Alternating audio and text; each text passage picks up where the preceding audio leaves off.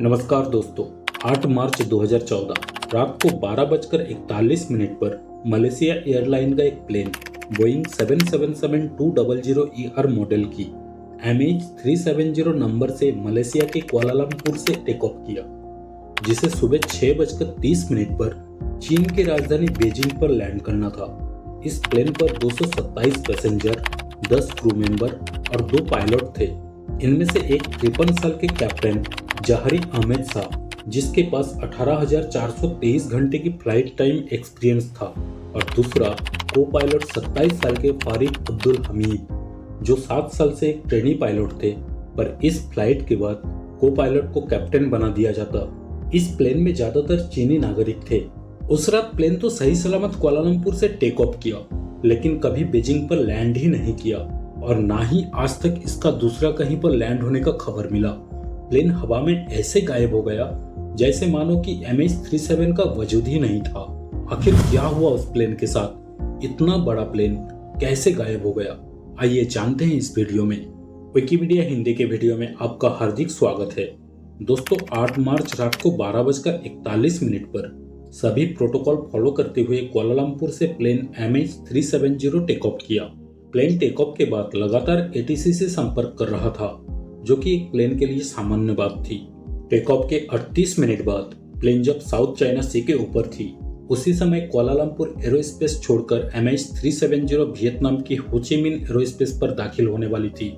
उसी समय Kuala Lumpur ATC ने प्लेन को हो ची मिन्ह ATC से संपर्क करने को कहा, और कैप्टन ने जवाब में ATC को गुड नाइट बोला। अभी तक तो सब कुछ ठीक चल रहा था, लेकिन किसको पता था ATC को भेजा हुआ ये मैसेज MH370 का आखिरी मैसेज था। इस मैसेज का कुछ मिनट बाद फ्लाइट MH370 ATC के सेकेंडरी रडार सिस्टम से गायब हो गया। ATC ने बार बार प्लेन से संपर्क करने की कोशिश की, लेकिन कोई फायदा नहीं हुआ। प्लेन ATC के सेकेंडरी रडार सिस्टम से गायब तो हो गया था, लेकिन मलेशिया आर्मी के प्राइमरी रडार सिस्टम पर अगले 1 घंटे तक दिख रहा था।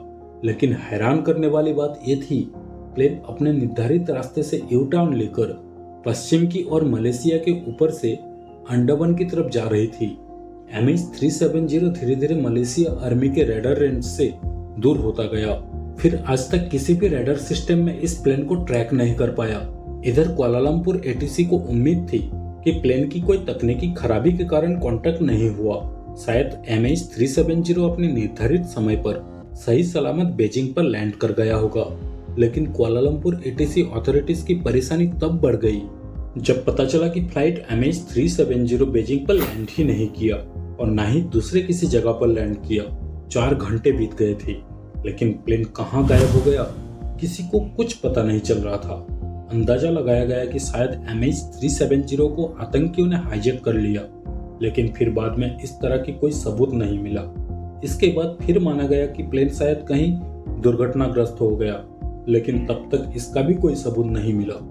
MH370 को गायब होने के चंद घंटे में ही खबरें पूरी दुनिया में आग की तरह फैल गई। कई देशों की रेस्क्यू टीम इस प्लेन को ढूंढने में लग गए। पहले तो रेस्क्यू टीम ATC के सेकेंडरी रडार सिस्टम के मुताबिक गल्फ ऑफ थाईलैंड और साउथ चाइना सी पे खोजबीन चलाई। बाद में मलेशिया आर्मी के रडार सिस्टम के हिसाब से रेस्क्यू का दायरा स्ट्रेट ऑफ मलाक्का और बे ऑफ बंगाल तक बढ़ा दिया गया। इस समय तक किसी को कुछ हाथ नहीं लगा। अगले कुछ दिन बाद एक और खबर मिली, जिसने खोजबीन का पूरा परिस्थिति को ही बदल दिया। पता चला कि प्लेन आर्मी रडार सिस्टम से 2:22 पर गायब होने के बाद 34,000 किलोमीटर दूर इनमार्सेट नामक एक सैटेलाइट से लगातार कांटेक्ट कर रहा था। बोइंग कंपनी के प्लेन के लिए एक नॉर्मल बात थी, क्योंकि जब प्लेन किसी भी कारण अपना कम्युनिकेशन सिस्टम खराब हो जाता है, तो प्लेन ऑटोमेटिक सैटेलाइट से कांटेक्ट करने की कोशिश करता है। वैसे ही MH370 इनमार्सेट सैटेलाइट के साथ हर 1 घंटे की गैप में कांटेक्ट कर रहा था। ये सिलसिला सुबह 8:20 तक चलता रहा।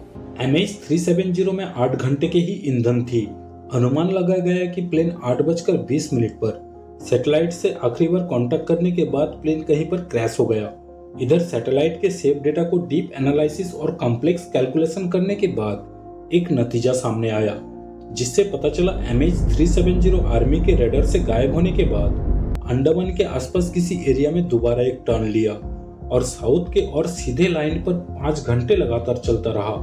फिर फ्यूल खत्म होने की वजह से MH370 ऑस्ट्रेलिया से 2000 किलोमीटर दूर इंडियन ओशियन के किसी जगह पर क्रैश हो गया। सैटेलाइट के डाटा से जो इंफॉर्मेशन मिला उसको एनालिसिस करने के बाद प्लेन क्रैश होने की जो एरिया मार्क किया गया वो लगभग इंडिया से 5 गुना अधिक बड़ा था। इस एरिया पर डीप सी सर्च ऑपरेशन शुरू कर दिया गया। MH370 को ढूंढना बहुत जरूरी था क्योंकि इस प्लेन का ब्लैक बॉक्स में ही सब कुछ रिकॉर्ड था कि आखिर इस प्लेन के साथ क्या हुआ। कई साल तक प्लेन को तलाश करने का काम चलता रहा लेकिन कोई सुराग नहीं मिला। 3 साल तक डीप सी सर्च ऑपरेशन चलने के बाद कुछ नहीं मिला तो सर्च ऑपरेशन बंद कर दिया गया। इस ऑपरेशन में लगभग $160 मिलियन से भी ज्यादा खर्च हुआ। साल 2015 में यानी प्लेन की गायब होने के 1 साल बाद माडागास्कर के कोस्टल एरिया पर प्लेन का एक टूटा हुआ फ्लैपरॉन मिला। अनुमान लगाया गया कि ये फ्लैपरॉन MH370 का है। अगले कई साल तक अफ्रीका के अलग अलग कोस्टल एरिया पर ऐसे ही अनगिनत प्लेन का टूटा हुआ हिस्सा मिला और दावा किया गया ये सब MH370 का हिस्सा है।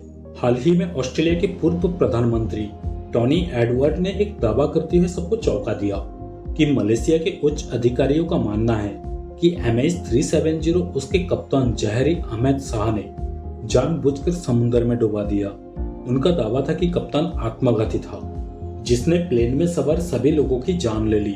हालांकि इस दावे के संबंधित कोई सबूत उन्होंने पेश नहीं किया। जब तक प्लेन और उसका ब्लैक बॉक्स ना मिले इस तरह का दावा को महज एक अनुमान ही माना जाएगा। इस प्लेन का गायब होना अब भी एक अनसुलझी पहेली बनी हुई है।